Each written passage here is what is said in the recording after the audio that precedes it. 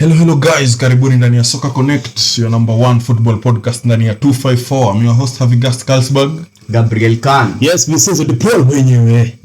Yes. Yeah, Premier League game week 12 preview. Yes, na predictions zinakujanga pamoja, talking points, yes, analysis, nini. Yeah.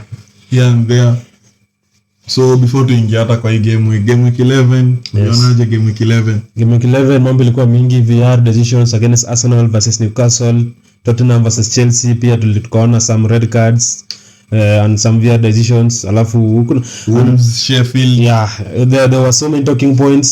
Some felt denied points. Some clubs felt that like Arteta, the Arsenal coach, felt that Arsenal were really done bad, hawakufanyiwa poa. So vitu mingi imefanyika, but so far so good. Venye ligi kunaenda si mbaya sana, the table is taking the shape pole pole. City wameenda juu ya table wakifuatwa na Arsenal, wakifuatwa na Spurs, Arsenal hivyo. Liverpool are also trying, but they got a draw at Luton. Hiyo ni kitu, hiyo ndio ilikuwa shock of the weekend, yeah, but somehow they managed to get something back from that game. Exactly. So moving forward, I expect some results, especially this game week 12. Kuna some good fixtures, big game, Chelsea versus City. So hope mambo itakuwa sawa huko mbele. Yes. Gabriel Khan. Yeah. Game week 11 entertaining. Some teams won after a while. Some teams only lose points. Yes. But main concern, tunarudi back to square one. VR. Yeah. So VR ndio ilikuwa big surprise game week 11. Yes. But moving forward, tutaendelea tuko na ball. Actually very surprise. So ni kitu tumezoea. Bad decision, bad refereeing. Yeah. So they'll get it wrong mpaka wa fix. Wata get too wrong mpaka taona tu. Sawa. Let's get into our first game. Game week 12. Wolves versus Spurs, also known as the Korean derby. Yes. Because kuna two Korean players, national teammates, and you confirm. Yes. Mbaya sana. So na kuna 9 goal involvements so far this season in 11 games, which is a very good return, world class return that one. Akona 8 goals, 1 assist. Hwang Hee-chan akona 8 goal involvements as well, which is very good, especially considering anachezea Wolves. Akona 6 goals, 2 assists. Na the catch iko say like kila mtu akona msee na operating in like their partner in crime. Yes. Will not be in this game. Available. Both of them. Yes, Maddison ameumia. Neto for Wolves is injured. So mnadhani hizo injuries zita impactaje hii game? I think especially Spurs it will impact very big time, because Spurs need walikuwa have that test, that chemistry ilikuwa shaingiana, especially ya Maddison na Son. Na because it's like Maddison na Son, the two key main players wamefanya Spurs wamekuwa juu ya table for that a while, for that long time, because they've really been performing this time round with the coach, the new coach. So I think it will affect more, personally. I think so. Spurs itakuwa affected more. Same things. Wame lose players through injury na red card, and the moment una lose key players in your starting 11, itakuwa very very difficult for you to play with your normal tactics. But akiendelea ku push, sidhani itakuwa mbaya sana. But anaweza try, but this game will be very surprising considering early kick off. So I think Wolves wata surprise Tottenham hapa. Okay, mimi nikicheki game pia, ukiangalia Spurs watakuwa na miss more players, cause Udogi alipata red card, Van de Ven wanasema ni hadi January, James Maddison as well wanasema ni hadi January earliest, and then the Narcos Mustafi, Christian Romero, yes, akona 3 match ban from the red card. So watakuwa na miss very key players kwa hiyo spine yao. So I think they'll struggle kidogo hii game, but the most interesting thing hapa ni kuna very interesting start that Ange Postecoglou has not lost back-to-back games since 2021 akiwa manager wa Yokohama F Marinos in the Japanese J League 1. So Wolves are the first team to lose to struggling Sheffield United will appear their first win. So I think Wolves will be looking to bounce back, and there is no better team to bounce back against kama a big six side. Yeah. True. Yeah, so mnaonaje hiyo game? Like they did against City, they might surprise people, but shida ni moja. Their key player, their main player, actually the only player that akiclick almost Wolves yote na click, Pedro Neto, ako injured. So venye tulikuwa nasema, I think if Tottenham will miss more of Maddison, but in this game I don't think they'll struggle against Wolves. They'll get, And if somehow Neto plays, I think Wolves definite win. yeah, but I don't think Wolves can risk him that much because they need him all season. You can't risk him for one game. This is not a final, so I think they'll just try to do without him and try to grind the result. If kama itakuwa possible, well and good. If kama itashindikana, Yes, and then Gabriel Khan ukiangalia hapa before we move on, Wolves wanakaa very good wakikamka underdogs, especially against City, against Newcastle, against Man United, United, yeah. because they were so unlucky not to beat United as They well. were so walikuwa na deserve the 3 points. Si ndo tulikuwa lucky. I think ilikuwa tu a streak of luck hivi. Yes. But wamekuwa look strong against tough opponents. Yes. And considering pia ni alikikof, and I point that as a key factor. Yenye na most of the matches zinakuanga na a lot of surprising results. Yes. Ali kickoff kuna na swara ya ali kickoff. So your score prediction 2-1 Wolves. 2-1 Wolves. I think I'll also go 2-1 Wolves. I'll go for Tottenham win. Yeah. 2-1 for Spurs. Yes. Okay, next game hapo itakuwa 6 p.m. East African time. Arsenal Burnley. Unbeaten Arsenal iliisha. Yes. Of course kama ya Tottenham Against Newcastle, though it was a very controversial defeat. Yes, and then Arsenal have a formidable home record against promoted sides. Yes. Played 37, wako na 32 wins na 5 draws. So again there is another conundrum in this game, who to start as the striker. And Nketiah ako na 5 goals this season. Zote ziko Emirates Stadium. Yeah. And then Trossard akona pia amekuwa na good game midweek versus Sevilla. Yeah, and he scored a goal. He scored and he really knitted the attack well, combined well with others. So we'll see. Unadhani nani ataanza 9 hapo? Nketiah. Gabriel Khan? Nketiah, definitely. I think it will depend na fitness ya Nketiah, because leo ametrain, high chances he starts, but I don't know, it's tricky. But anyway, it's Burnley. I think whoever is fielded for that Arsenal squad, Arsenal should be able to dispatch Burnley comfortably. Whoever, true. But again, this is the Premier League. Games are not won on paper. Na Burnley pia have lost 6 out of their last 7 games. The Premier League, Burnley 6 out of their last 7. Do you think they get anything? Do you think they get a win here? In this Arsenal game? Yes, of course. I think so. It might sound ridiculous. Yes, I really pity Arsenal last game week 11.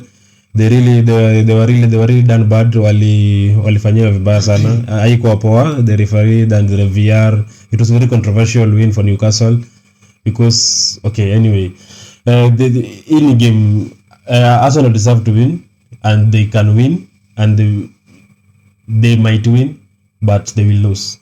Because unadhania nini inaweza kuwa catalyst ya Arsenal ku lose game? Burnley need to wake up. Company need to wake up. I think this is the best game for Company to wake to the best game. I think Tactically. Against Big Six. Amepiga Big Six gani? No, I started to pick a Big Six, but I think like sasa stop harassing me. No, I just want us to have a very sensible conversation. Yes. Like on paper. Okay, on paper it's Arsenal win, but as we all know, this is Premier League and anything can happen. But I'm just hoping for Burnley win. Oh, it's all on hope. Like that's what I wanted to do.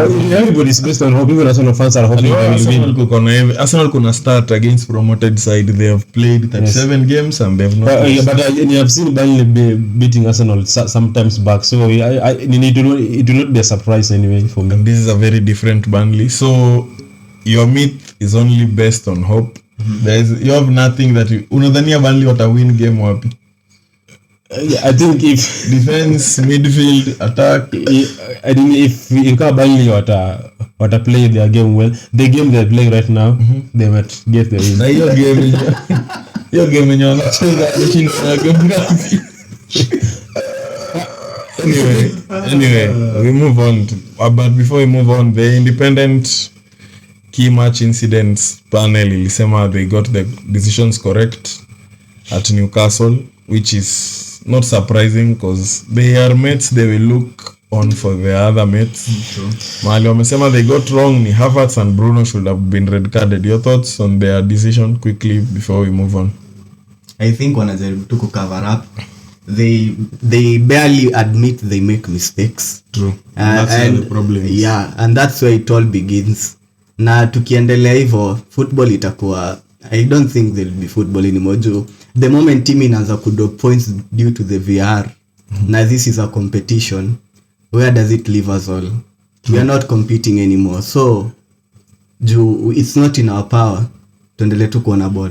There is football. It's only in EPL peke yake ndo naribu football. Football kuna same foul was made against Napoli versus in Union Berlin, the Champions League, and it didn't count. So there's football. There's a lot of football to watch, but I think the EPL, the refereeing and the whatever, they're really destroying the football. Yeah, true. In their country, in their own country. So ni kitu wenyewe wanajaribia. They're subject to decision. So if they are not careful, they might destroy it. Yeah. True. Premier League is the best league, but they are destroying the package. Yes, exactly. Whatever they're selling to the rest of the world. Because I mean, what we are seeing this season, manze, haikai poa. Yeah, the levels in enders can get worse, but there's nothing we can do. We can only hope they get better. Yeah. Yeah, so our next game, Man United versus Luton.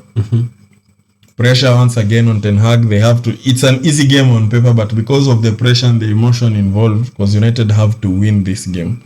I think if they don't beat Luton, that's where they part ways with Ten Hag. No, I don't think so. Because they had a very shambolic game. They imploded like ilikuwa calamitous. Wali implode kabisa. Okay, do you think ni blanda ya Ten Hag hapo? I have my problems with him. There's no Ten Hag's fault in that game, especially this. Iko. No. Tactical. Sometimes players manze mnafahamu jitume tu manze. Okay, you are ahead 2-0, si ndio? Okay, sasa kuna red card, si ndio? Just try muende first half ishi hivyo, si ndio? Just try. At least mpatie coach time ya kuthink kama kurethink what to happen in the next half, si ndio? Okay, ni sawa, mko si 2-2, si ndio? In the second half mmepata penalty mkafunga bao 3, si ndio? Now, only like 11 minutes remaining. Relax, compose yourself, relax as players. Hapo tu ndani, hapo sasa si coach kuambia kitu. You are playing for Manchester United, you're not playing for Burnley or for Norwich hapa. You're playing for the great Manchester United. You should be calm. You should have that head in your play for the badge, not play for the coach. Yeah, unaonaje before I give my 2 cents? I think the game was lost because of both Ten Hag and the players. Because first of all, players follow instructions. And tuli toka with the draw in the first half. That naweza ekelea players a bit. But tukirudi second half, what do we expect? We expect Ten Hag to change the tactics, strategize, yes, kila kitu. Yes. And kwanza when we lead 3-2, yes, Ali remain with the same thing, the same. Okay. I nearly expect a change strategy to hold back, to defend the goal that yenye tulikuwa tumeongoza, but still Ali remain the same. And even very dangerous considering uko one man down. You know, the moment tuna strap Khalid kamoja, the best thing you can do ni hold back to defend the goal. Unaona? Okay. And players wana follow instruction. Na hiyo instruction inatoka kwa coach. Do you think those players wana follow instructions kweli? Anyway, ni sawa. Anyway, my issue na hiyo game na where I'll blame Ten Hag ni I've watched teams get red card. And I've watched teams get over the line because the manager did change A, B, C to give his team the advantage. Like me ni fan wa Arsenal. Arsenal ilipewa red game ya Palace tukilid 1-0. Yes. It's away from home. Hakuna urembo. Punda afe mzigo ufike. Yeah. Arsenal ilimaliza game na 9 defensive players on the pitch. Huyo mwingine ni Raya. That makes 10. Mna defend. So you only have one. Na yeye ni goalkeeper. Lakini every other outfield player alikuwa defensive minded. Because after red, the defenders walikuwa na come in. So City game ya Forest. City walipewa red. City walidrop. City waliform 2 lines. City wakaanza kuingiza defenders.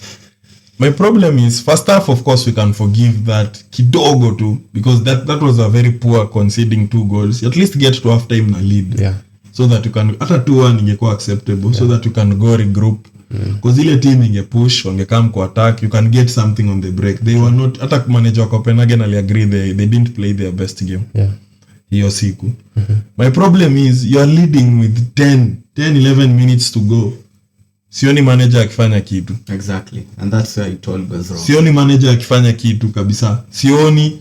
There is no change ya make sure na protect your lead. There is no tactical tweak. There is nothing. Wanaendelea tu. So that's all on the manager in my opinion. Okay, Havi, just to add on something you umesema, si ndio? Yes. Maybe kufanya changes because I think he really thinks that maybe hakuna mtu wa maana maybe kwa bench. No. Like really hakuna mtu wa maana kuweza ku stop that thing. Which could be right, but you can tweak something like mupange tuone. Like tuione tu hiyo basi, like tuione yenyewe wanaeka basi. Wana defend hiyo bao. But it was kwa na kitu ya kushow. But mimi 90% I'll blame players actually because hata kwa hii game ukiangalia, if you ask me my analysis and my prediction kwa hii game ya Luton, yes, Luton will win it. Simply because these players are never serious. They have been playing Old Trafford. How many games have been lose Old Trafford? Like several games this season. This is the game ya Copenhagen. This is the 9th game of lose in how many games this season? 17. In 17 games. This is the highest of the last time coach alifanya hivi alivutwa kazi. The last time United had the same start, 9 losses in 17, walikuwa relegated. Walikuwa relegated. But anyway, let's focus on the game ya weekend. Positive news, itakuwa 50th Premier League game for Ten Hag. And he'll become the first Man United coach to win as many as 30 games if atashinda in his first half century fixtures. So currently ana stand on 29 wins, 6 draws, 14 losses. And United this season games zao mambo ni mawili. Hakuna draw. Kushinda au kupigwa. Yes. It's either they win or they lose. Na pia ukiangalia Rashford poised to become the youngest player in the history of Man United to reach 250 Premier League appearances. Luton walikuwa na game poor versus Liverpool. Actually, if this game was being played at the Kenilworth Road, ningeback Luton. But it's because it's a well lean towards Man United. Yes, because ni Old Trafford. And Old Trafford is never fortress. And I don't think in future itakuwa see fortress anymore. So I'm going for Luton win. Exactly. Luton wins. Luton prediction 3. Luton 3. Yeah, United 1. Ten Hag heading to 30 wins, ndio. Yes. And Rashford 250 appearances. He's the youngest player. I think Rashford will score. Ten Hag will win. Man United 3, Luton 0. Especially considering Rashford and have to bounce back from the disappointment the red card in the Champions League. I felt it was harsh. Ilikuwa harsh sana. Yeah, so I think Pia Højlund will break his barren spell in the Premier League, carrying on his form from the Champions League. You have said that Højlund will score. Rashford will score. Yes. And Højlund will score. Yes. Those 2 goals. Yeah, Luton 3. It's fine. Yeah, 3-2. We'll see. So let's move on. Let's move on to our next game. Liverpool versus Brentford. Liverpool last minute equalizer at Luton takes their total to 11 points claimed from behind, one of the best in the league. And in this game we should expect goals. Liverpool have won all 8 of their games at Anfield in the Premier League this season, scoring at least 2 goals. Minimum ya bao wamefunga Anfield this season ni 2 in the Premier League. surprisingly Brentford have won their last 3 games away. Their last 3 games in the league, scoring twice as well each time. So we are poised to expect some goals in this game. Yeah. Itakuwa very interesting. And Liverpool walipigwa Europa. They went to France. They went to France to lose.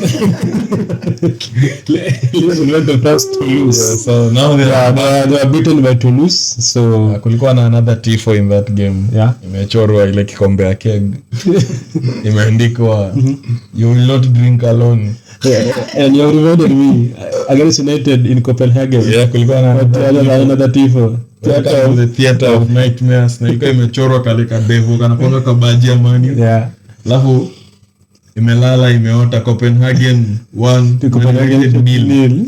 and then wakaipiga flares hapo. It was beautiful. Yeah, anyway. Okay, so Liverpool. Liverpool Straightforward game. against Brentford. A straightforward game simply because ni Anfield. Yes, but Liverpool have not been so strong. They are not.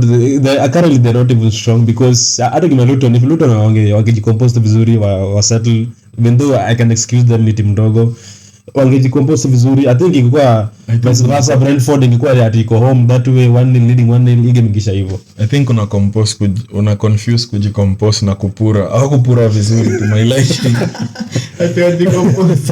It's so hard kujicompose. Ile kiwanja ya Luton mnapura tu mpaka uko kwa mama ya chini. Inapita roof. Sigrani kadogo. Kiwanja ndogo. Kwa jirani. Pura vizuri.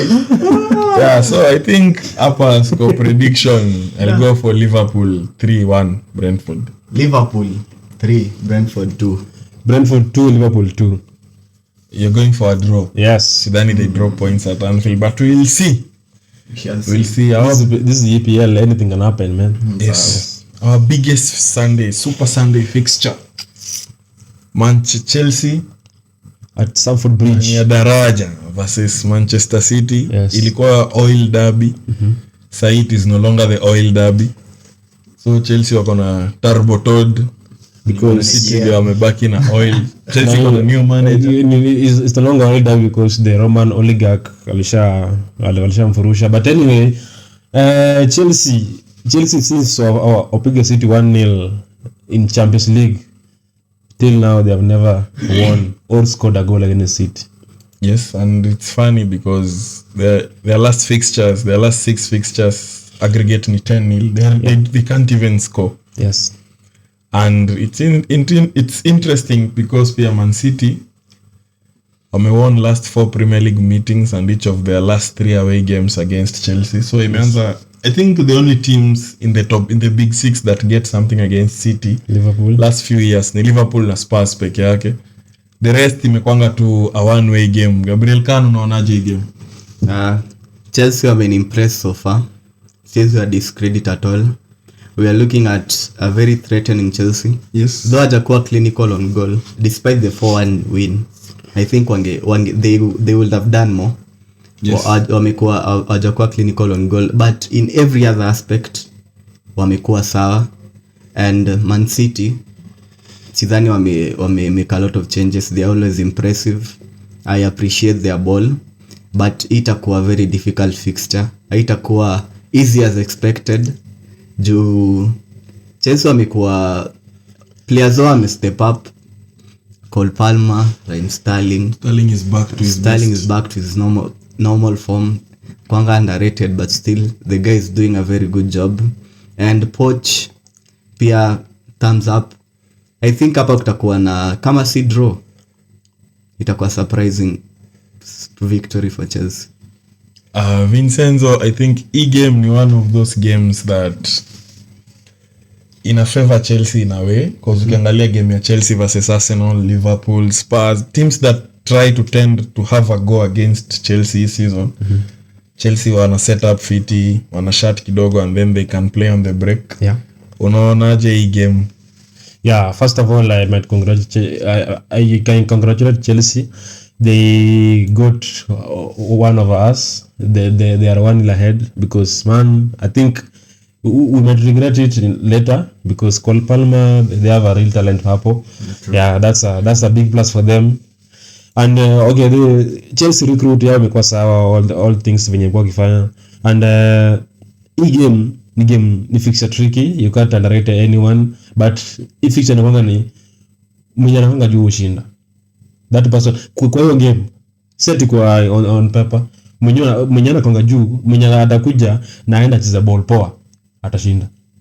In the fixture inakwanga Chelsea versus Man City, if you go there, play your ball, make sure you take your chances and all of them are clinical, you are going to win. Shida Chelsea moja, they're not that clinical because hata ukiangalia some Chelsea fan nimekuta nao this week walikuwa wananiambia ati yeah they scored 4 against Spurs, so what is City? I told them yes, but Spurs really walijipeana wenyewe, ilikuwa open because suicidal tactic, because you can't tell me you are 10-9 people down, you are 10-9 on the pitch, and in my opinion, and yet you are playing the same tactic, the same formation ulikuwa unacheza from the first minute. No, and in my opinion hiyo game ya Chelsea na Spurs ilinionyesha more problems za Chelsea as opposed to Spurs. Yeah, because if you can just have a decent deep block, you get something versus Chelsea.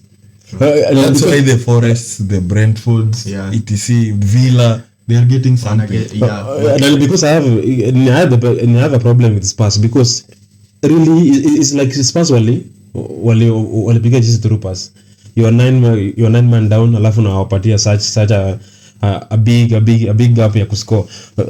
Because first of all City ukiangalia wako na very good defense, they are kina Diaz, the only injury yenye iko peke yake ni Stones atakuwa, and maybe Kevin De Bruyne. Those are the only key players Manchester City watamiss. But in fixture the person will play better, or the team will play better, or the coach will get the tactic right, will win it. And Pochettino as always, he gets one over Pep, yes. 1 or 2 3 hivi akiwa Spurs and 1 akiwa PSG. So ni kitu, if kama City watalegeza kamba kidogo, they might get punished. But if Chelsea watacheza against the Brentford and the Aston Villa and the West Ham, they might be in for a real beating. Yeah, and you think he game Doku is on very good form. Yes. If he starts, whoever is playing right back, yes, it's going to be a long night for them. If kama Reece James atakuwa fine, I think Reece James might try because he's a very good Gusto is a good defender, yes, a very good defensive right back. But the issue is Doku ako on form and the confidence is very high. Yeah. So, but I personally don't think Pep starts Doku in this game. He'll go for total control, as we've seen in other big games, versus Newcastle, versus Arsenal, versus Man United, Liverpool. Especially it's away. So I think he goes with Grealish, try to have that control, because as good as Doku is, the more direct you are, the more suspect unakuwa to transitions. Yeah, true. I lose balls here and there. In the game ya Pep ya atakuwa na more of like midfielders. Mmoja pia exactly. Anopia Grealish pia ni like of a midfielder. Yes. Foden is like they pia ni winger but more of a midfielder. I think in game ya Bernardo, Foden, Grealish, the midfield wataanza just to keep the ball, control the game and wait for Chelsea to self-combust, because Chelsea were on an error in them. Yeah. Like we saw against Arsenal. They outplayed Arsenal completely for 72 minutes. Yeah. And then they just brought Arsenal back into the game. And I think if in game Chelsea wasipochunga, because their defensive pia iko very weak, They have an error in them. So if City because what I can see, Chelsea will tend to mark Haaland most, but Julian Alvarez might punish them most if they are not careful, because the guy is so small, so soft, so smooth. If kama wata mchunga, he will or he might kill them. Wanapeana cheap goals. Yeah. Yes. Especially from their goalkeeper. Yeah. I think is a total conceding goals ingine very okay, because nini bado keeper if kama Chelsea wataruhusu those hizo mavenye shootings akina Haaland nani, he might concede even 7 or 8 goals. Chelsea walinunua keeper number 3 wa Brighton. Anyway. Shauri yao. Who cares anyway? Yeah, anyway, I'll go for a City win out. one of those City Clinic a controlled 2-0 win. Chelsea rarely have a sniff at this one of the big games EPL game week 12, so ni kitu it will be hard, but Pep anajua hii ni game ya mwisho ya before international break, and after international break he has also a big game, rather a bigger game than this one against Liverpool in Premier League, fellow title contenders. Exactly, on paper. Yeah, on paper. So ni kitu he will really need to win this just to make sure ile game akienda Liverpool he doesn't that have atakuwa na hiyo pressure to win against Liverpool, though itakuwa Etihad. Liverpool doesn't win at the Etihad. Ingekuwa nafili ingekuwa more pressure. So let's move on to our next game, Crystal Palace versus Everton. Palace do not enjoy this fixture historically, winning only one of their last 17 Premier League meetings. Yes. And at Selhurst, Palace struggle. That's their Bermuda Triangle, mabao. Yes. Their goals get sucked up. They don't score. No team has scored fewer home goals than Crystal Palace this season. 4 goals. They have also conceded 5 times at Selhurst Park. And then now here's the catch in this game. Both managers enjoy playing without the ball. Because ukiangalia Palace won at Burnley their last 2 games. Palace won at Burnley a possession ya 32%. Na ukiangalia pia Old Trafford, Palace walipiga Man U na possession ya 23%, as compared to Everton wali draw na Brighton with 20% possession. Possession, and then wakapiga West Ham na 36% possession. So this is a game where the ball will be treated. I think the guy itakuwa by design, kama kuna mtu ataachiwa dominate ball, because mwingine atakuwa akimuotea tu. Anangoja mistake and then they capitalize. So kwa hii game venye umesema, ukiangalia Palace walidominate na Burnley na United, si ndio? Yes. Na wakashinda, si ndio? But do you think United is not a team to dominate games? Yani rather like having position in a game, si ndio? Yes. Burnley they're down, wako chini, hawajiwezi. So if Burnley wanaweza kupossess, then you are too bad. Even though you scratch some wins, si ndio? On the other hand, Everton they won against West Ham, si ndio? Yes. West Ham is a very good team, Conference League winner, and the team plays in Europa League. Ukiangalia West Ham nini Everton, they beaten Brighton, si ndio? Brighton plays a very good side, team inajua kucheza ball vizuri. So my comparison ni kwamba ukiangalia game, I think Everton will win it, because Everton tend to kupiga a more serious teams than Palace. Because when you United na Burnley na kupossess how, alafu yes, I really disagree with you is hizo possession venye Palace they give you, it's by design. Yeah, they just want you to have the ball. They lure you into some false sense of security, because most times when you have more of the ball, teams tend to think they are in charge of that game. That's what Roy Hodgson does so well. It's intentional. But they control the game, but without the ball. That's how they play. It's fine, but I think Everton are more of a better version of that than Roy Hodgson. Especially Sean Dyche is a better coach to do that, because than Roy Hodgson.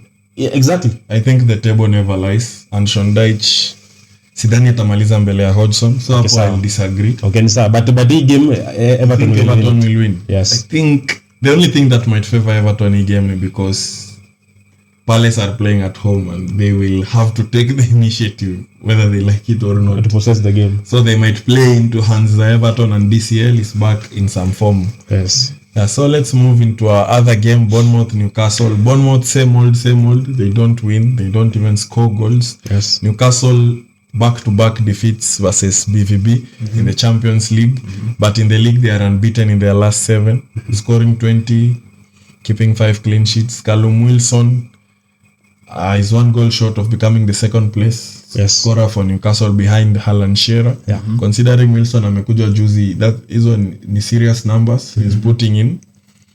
Yeah, so ukiangalia, what do you think? Because I think this is a straightforward game for Newcastle. Yeah, straightforward. Yeah, a former Bournemouth player scored against them last week, last game week. Yes. Nathan Ake, and maybe or Callum Wilson, another former Bournemouth player, might score against them. Yes. So hii game was straightforward for Newcastle. Though Newcastle might have some fatigue after coming back from a defeat against BVB in Germany in Champions League. So I'm going for a Newcastle win here. Yeah, 3-1 win for Newcastle. And then before Gabriel Kana to pay prediction yake, I think the way Bournemouth try to play, it will play into the hands of Newcastle. So if they are not careful, we might see a 4 or a 5 goal in my opinion. Yeah, true. Yeah, so prediction yako? I think vitu sometimes things as they appear on paper zinakuanga displayed the same way. So sitakuwa surprised nikiona 5-1 from Newcastle. So I think Newcastle itashinda 5-1. Newcastle win. Yeah, Newcastle Cricket win. score. Yeah, exactly.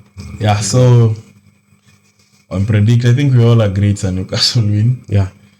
So our other game, Aston Villa versus Fulham. Aston Villa ni two teams. At home, Aston Villa ni Hulk, like they are terrible to face. You stand no chance. Wakienda away wanakuwa Bruce Banner. Yes. So wanateseka. They've won 12 straight matches at home in the Premier League.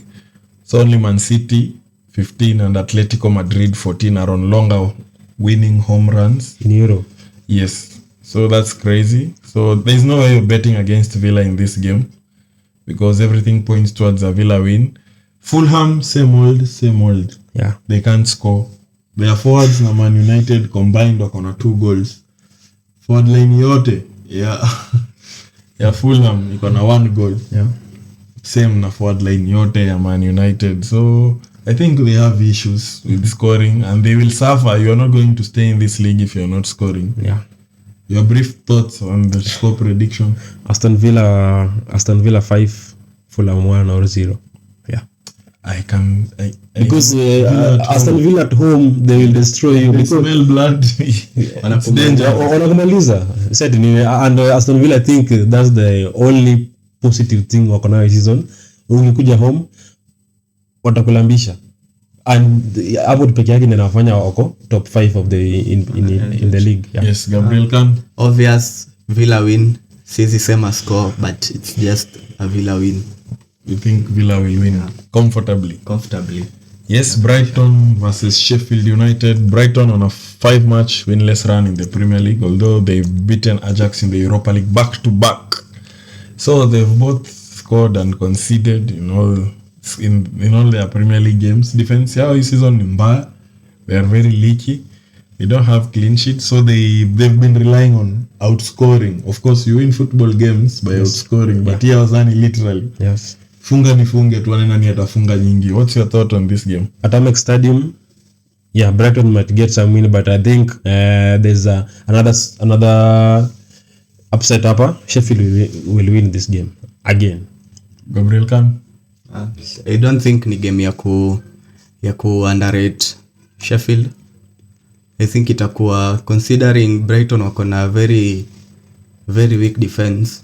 Not that Sheffield pia wako na defense poa, but the clinical team ama team yenye itakuwa clinical on goal will edge it, either ikwe Brighton either ikwe Sheffield.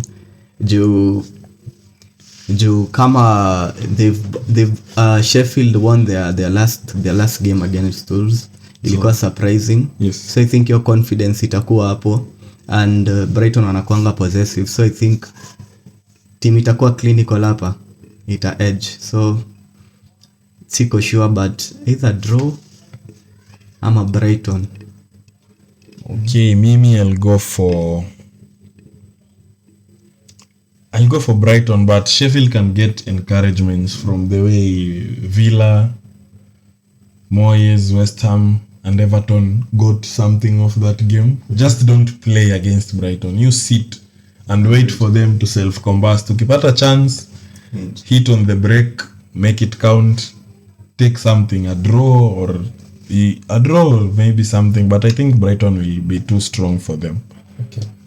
And I think our last game, West Ham versus Nottingham Forest. Michael Antonio talks too much kwa podcast, the Football podcast, wakiwa na Callum Wilson. Like Wilson anamdanganya na kusomea exam. Wilson anamwambia acha kesho ikambe na exam Wilson ako huko juu. So a very interesting start. Ni Antonio has no goal in any competition since 26th August. That's the third game week. Sai tuko game 12. And he's a striker. Yeah, he's a starting striker every game week. So but then I can really tell you, if you can reach him, just advise him a focus na podcast. Akuje Soka Connect. Akam. And then a very funny start ni 10 shots on target. If he manages to get a shot on target in this game, Yes. itakuwa his 10th in 11 games. Like hiyo hata mimi naweza pata. Nikipata hiyo chance kila siku. 10 in 11 games. Shots tu. Hiyo hata mimi naweza fikisha. I think if kama EPL kuna the weakest striker mwenye ana shot power kwa mguu ni ujamaa, because Shot power man technique. Ni technique. hapana nini design ya Kama zote. anatumia nguvu mingi, anajidrain, akifika saa finishing anapiga pass A fluff to ball. yeah. I think I can't disagree. Alafu akona too much of guesswork kwa game yake. Yeye sasa hapo ni kupambana tu. Anatumia bambanya tu akifika finishing yake ni afuliza. Na sasa kwa jamaa sema midfield, I think he has a talent on this side of the football side, hii side yetu hii. So if kama yeye ni deadly sana, kuja to compete kwa hii ground. Mweke subtitle. Yeah, and another interesting thing ni since last season tuli hype sana Forest for their home form. Yes. They've only lost 2 in like 19 or 20 games. Yes. So their away form ni the same, ni mirror image. Like 17 Premier League games, wame lose 17. That's the most in the Premier League. Forest. Yes. So pia hao ni kama Aston Villa. Home, they are something different. Huko kwingine they can't compete. So it's like a straightforward win for West Ham. Yeah, on paper it looks like that. Yeah. But huyu Michel Antonio, the likes are gonna boil na msaidia sana. Yeah, no. Because if West Ham wins, nobody will see that picture. So As a striker, man. So Kudus amekuja kumsaidia. Kudus anapibali ulangalia the goal is scored against Wonder goal. Yeah. So but Michel Antonio need to improve himself as a striker. Those goals are needed. Your team needs that. So West Ham, I think West Ham will win this game like 2-0. Yeah. I'll go for 3-1 because West Ham are not keeping clean sheets this season. 3-1. Yeah, so thank you very much guys. Tune in to Soccer Connect where the game comes alive.